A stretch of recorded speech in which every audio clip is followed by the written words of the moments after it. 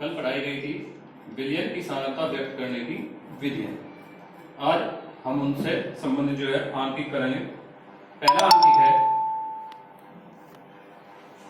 Caustic soda, जिसका सूत्र होता है NaOH। कास्टिक सोडा के 500 मिली में इसके 5 ग्राम घुले हैं।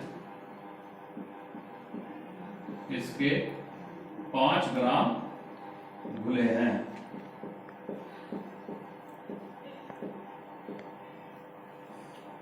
विलयन की सांद्रता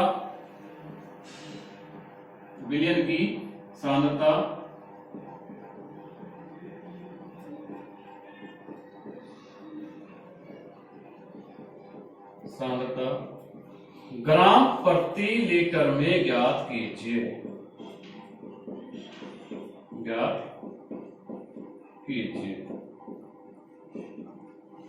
इस सवाल को हम जो है 3 प्रकार से हल कर सकते हैं। पहला क्या है, वैसे हिसाब लगाओ कि 500 मिली में 5 ग्राम घुल रहे, तो 1000 मिली में कितने हो गए? 10 ग्राम। तो आंसर आ गया 10 ग्राम प्रति लीटर।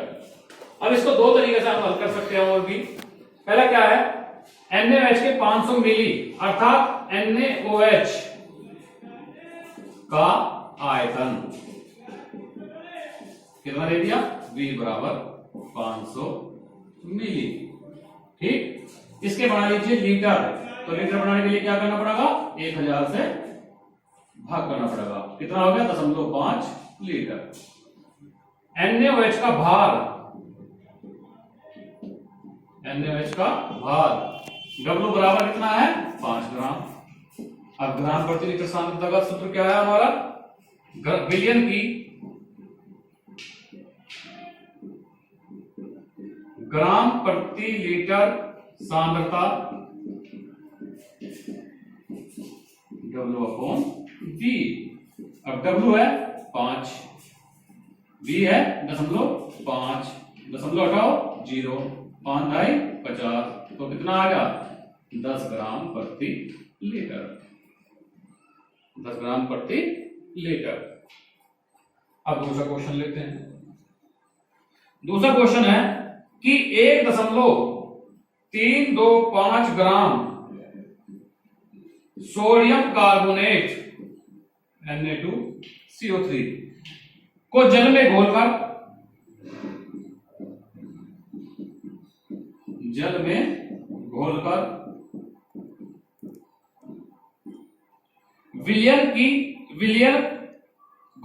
विलयन को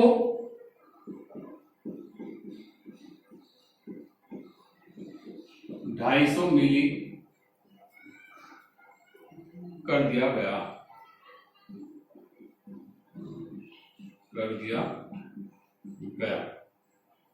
विलयन की नॉर्मलता ज्ञात कीजिए। विलयन की नॉर्मलता ज्ञात कीजिए।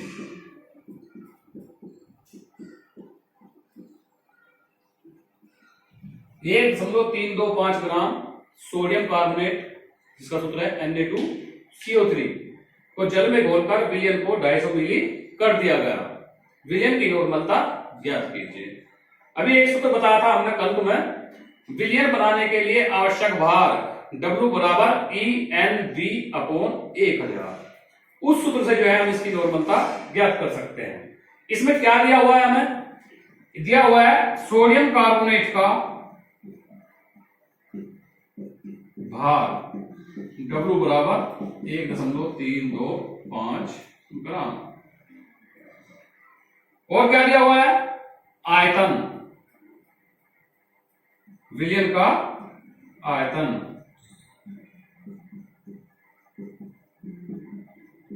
V बराबर 250 मिली। सूत्र था W बराबर EnV/1000। सूत्र है W बराबर EnV/1000। हमें निकालनी है नॉर्मलता।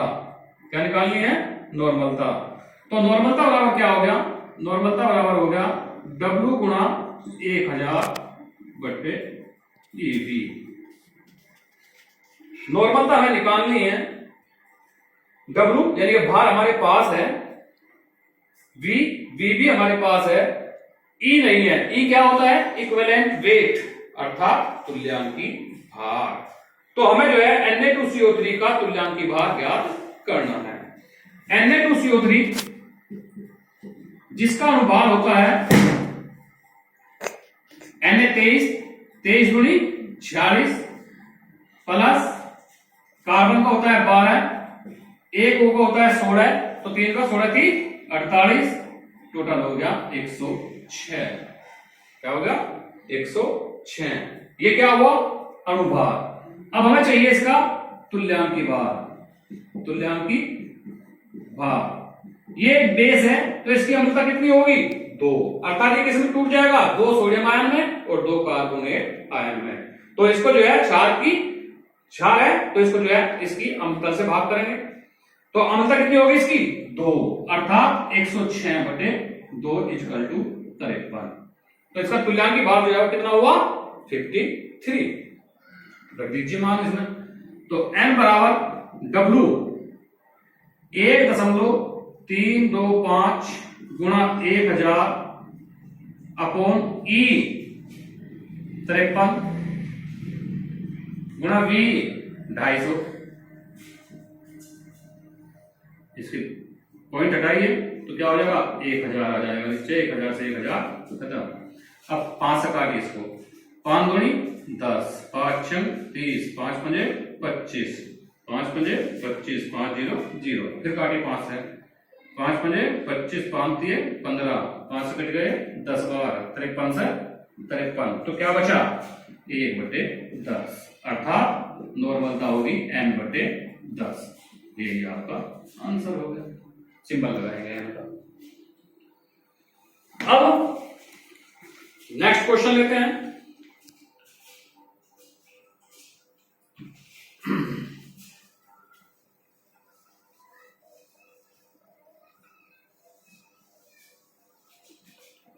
नेक्स्ट क्वेश्चन है कि 2 बूंद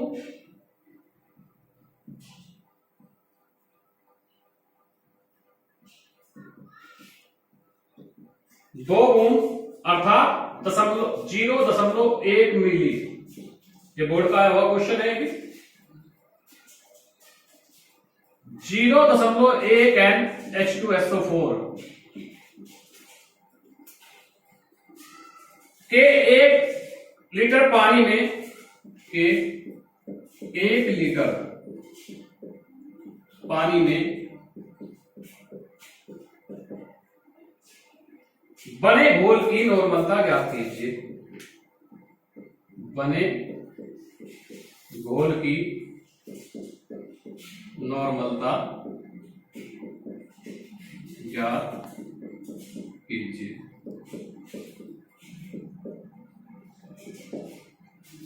अब ये करना है। अब कैसे करेंगे? हमने बताया था आपको नॉर्मलता समीकरण N1V1 बराबर N2V2, तो उसी से करेंगे N1V1 बराबर N2V2 से। एक तरफ लेंगे H2SO4, एक तरफ लेंगे घोल, जो घोल 1 लीटर पानी में बनाया गया है।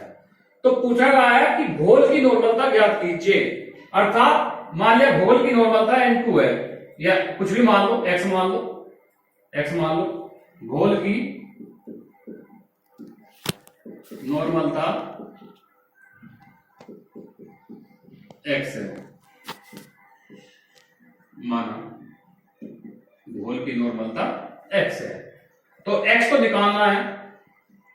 V2 1 लीटर, V1 0.1 मिली, ये मिली में है, वो लीटर में है, तो उसके भी लीटर बनाने पड़ेंगे, उसके भी मिली बनाने पड़ेंगे। तो 1 लीटर के मिली कितने हो गए?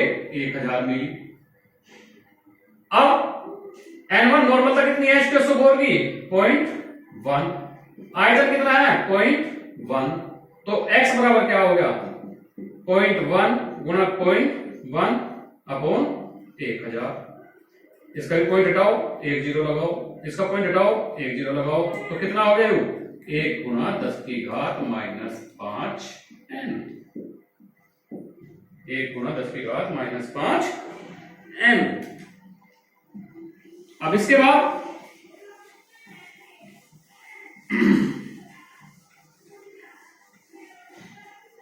नेक्स्ट क्वेश्चन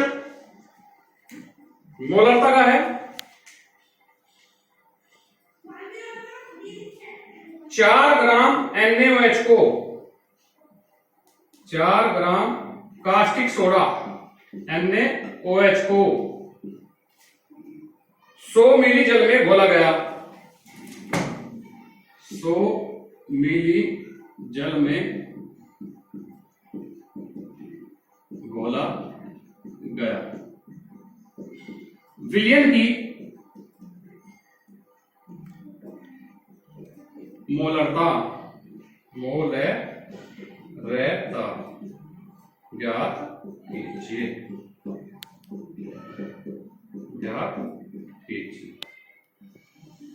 4 ग्राम NaOH को 100 मिली जल में घोला गया। विलयन की मोलरता ज्ञात कीजिए। क्या था मोलरता का सूत्र?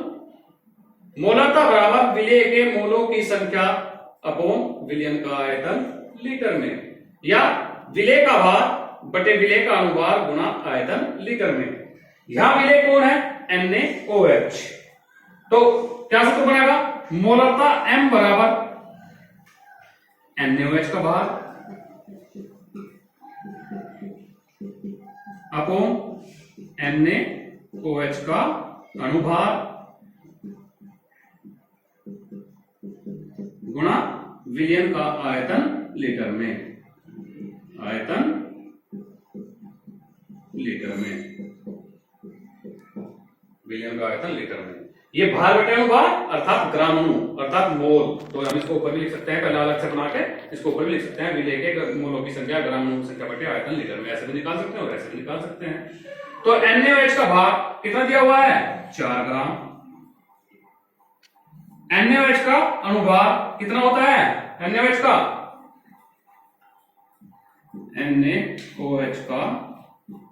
अनुभार बराबर कितना हो गया? Na का 23, O का 16, H का 1 अर्थात 40। तो 4 बटे 40 गुणा विलयन का आयतन। आयतन दे रखा V बराबर 100 मिली, लेकिन हमें चाहिए किसमें? लीटर में। और लीटर करने के लिए क्या करेंगे? 1000 से इसको भाग कर देंगे। तो 100 बटे 1000 अर्थात 0.1 लीटर। 0.1। इस दशमलव का हटा दो, क्या होगा? 0। ऊपर लगा दिया, 40 से 40 कट गया, तो बचा क्या? 1 बटे 1 अर्थात 1। सिंबल जरूर लगाएंगे n। तो इसकी जो मोलरता है वो क्या हुई? 1n। अब इसके बाद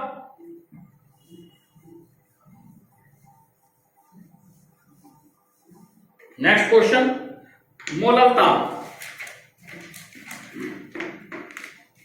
नंबर 5। मोलरता का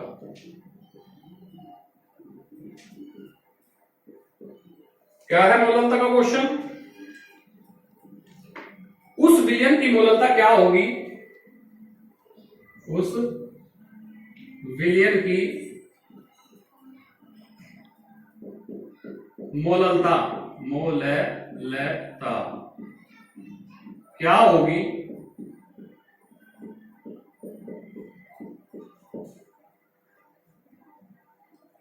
जिसमें 18 ग्राम ग्लूकोज 18 ग्राम ग्लूकोज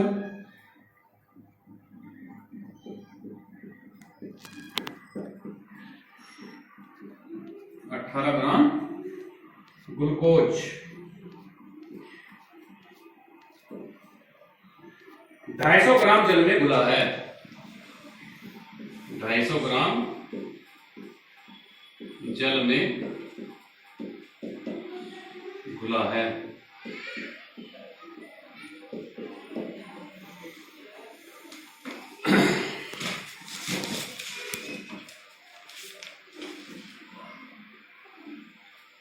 उस विलयन की मोललता क्या होगी जिसमें 18 ग्राम ग्लूकोज 250 ग्राम जल में घुला है। तो मोललता छोटा m, क्या सूत्र है? विलेय का भार बटे विलेय का अनुभार गुणा विलायक का भार किलोग्राम में। अब विलेय यहां कौन है? ग्लूकोज। तो सूत्र क्या बनेगा? ग्लूकोज का भार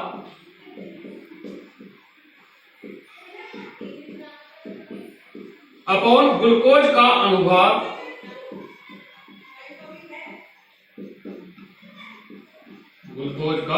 अनुभार गुणा विलायक का भार किलोग्राम में। विलायक का भार किलोग्राम में। विलायक का भार किलोग्राम में। अब ग्लूकोज का भार दिया हुआ है क्वेश्चन में, कितना? 18 ग्राम। ग्लूकोज का भार 18 ग्राम। ग्लूकोज का अनुभार कितना होता है? 180। क्या सूत्र होता है ग्लूकोज का? C6H12O6। एक कार्बन का कितना होता है? 12। 12 6 72 जमा H का 1 होता है तो 12 एकम 12। O का 16 होता है, 16 एकम 96 इक्वल टू 180। तो 18 बटे 180 गुणा विलायक का भार किलोग्राम में। विलायक का भार किलोग्राम में। अब कितना ग्राम दे रखा? 250 ग्राम। विलायक का भार दे रखा 250 ग्राम, लेकिन हमें चाहिए किलोग्राम। तो किलोग्राम बनाने के लिए क्या करेंगे?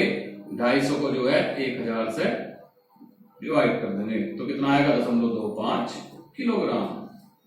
विलायक का भार कितना आ गया? 0.25 किलोग्राम। 0.25। इसके दशमलव हटाओ, 2 जीरो पर चली जाएंगी। इससे 10 बार कट गया। 5 गुणी 10, 5 पंजे 25 अर्थात 2/5। तो कितना आया? 5 चौक 20। पॉइंट लगा गए 4 और क्या लगा देंगे? Small m 0.4 m। तो मोललता जो है कितनी आ गई? 0.4 m।